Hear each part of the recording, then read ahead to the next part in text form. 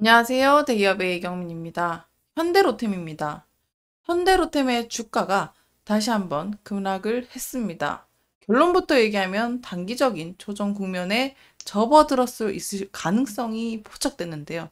한편으로는 그 이후에 장기적인 방산산업의 성장과 해외 진출 확대를 고려했을 때 이 매도세가 진정된 후에 추가적인 수익을 기대할 수 있을지 기회를 살펴보도록 하겠습니다.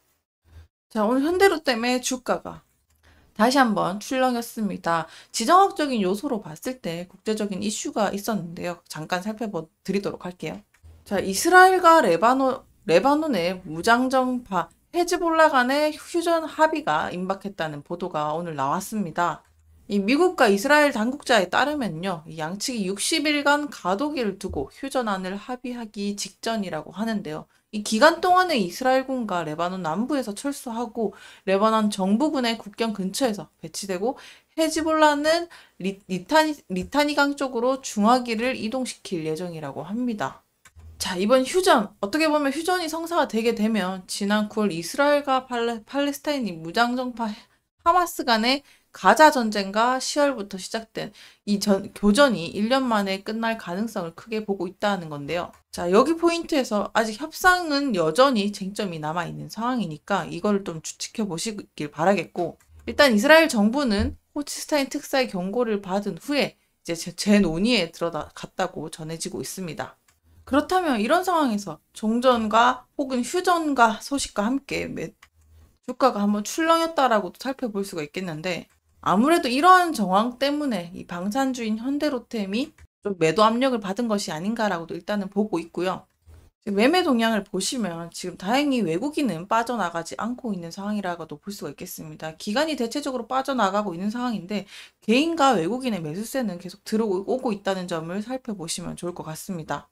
따라서 지금 상황 어떻게 보면은 기관 쪽에서 단기적인 차익 실현이라 투자 포트폴리오의 재조정이 조금 있을 수 있는 구간이다라고도 볼 수가 있겠습니다. 자, 그럼에도 불구하고 내일 또 주가가 떨어질지 다시 상승할지는 모르기 때문에 이 기술적 차트로 참고를 해서 봤을 때 어떻게 보면은 오늘 주가의 급락만 놓고 봤을 때는 살짝 중요한 변곡점이 될 수도 있다라는 포인트를 잡으셔야 될 것 같습니다. 지금 현대로템이 21선 주가 이동평균선을 터치를 하고 있는데 더불어서 현대로템의 주가가 지금 중요한 이 지지선 아래로 또 하락을 하게 되면 또 추가적인 매도세가 발생할 수 있을 지점이니까 주의하면서 살펴보시길 바라겠습니다.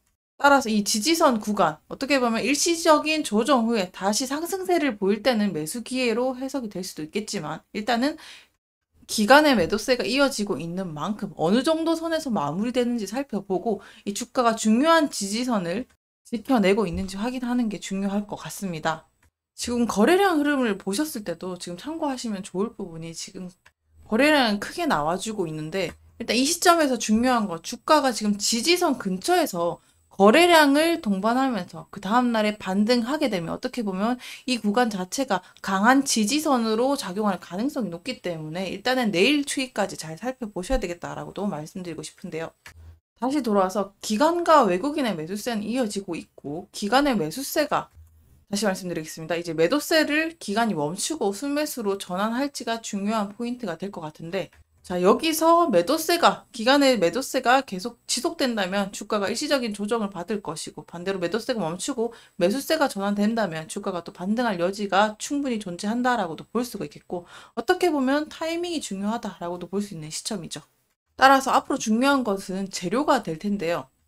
사실 오늘만 해도 현대로템은요, 후주 소식이 있었습니다. 현대로템이 미국 메사추세츠 항만교통공사로부터 1억 6,500만 달러, 한국 돈으로 2,300억 규모의 2층 객차를 추가 공급을 수주했다고 밝혔었는데 이게 오늘입니다. 이로 인해서 이게 지금 네 번째 수주인데요. 이것만 통해서 봤을 때도 지금 현대로템은 올해 8월에는 2,400억 규모의 추가 계획을 또 맺고 이번에 또 추가로 지속적인 사업 성장을 이어가고 있는 상황이다라고 볼 수가 있겠습니다. 미국에서의 객차 수주, 어떻게 보면 현대로템은 2006년부터 미국 시장에 진출을 해서 뭐 캘리포니아, 플로리다, 펜실베니아, 덴버 뭐 다양하게 이제 객차 사업을 수주한 경험이 있고, 또 어떻게 보면 전통차 사업은 계속 승승장구하고 있다. 추가로 오늘은 계약건까지 터져줬다라는 이슈까지 정리를 할 수가 있겠고요.